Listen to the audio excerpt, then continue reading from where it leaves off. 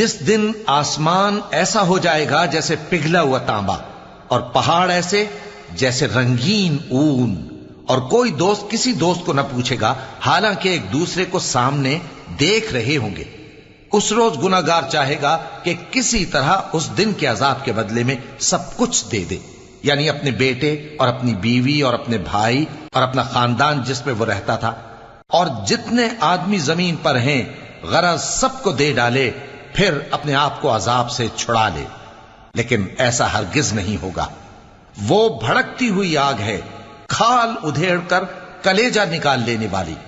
وہ ان لوگوں کو اپنی طرف بلائے گی جنہوں نے دین حق سے اعراض کیا اور منہ پھیر لیا، اور مال جمع کیا پھر سینت سینت کر رکھا۔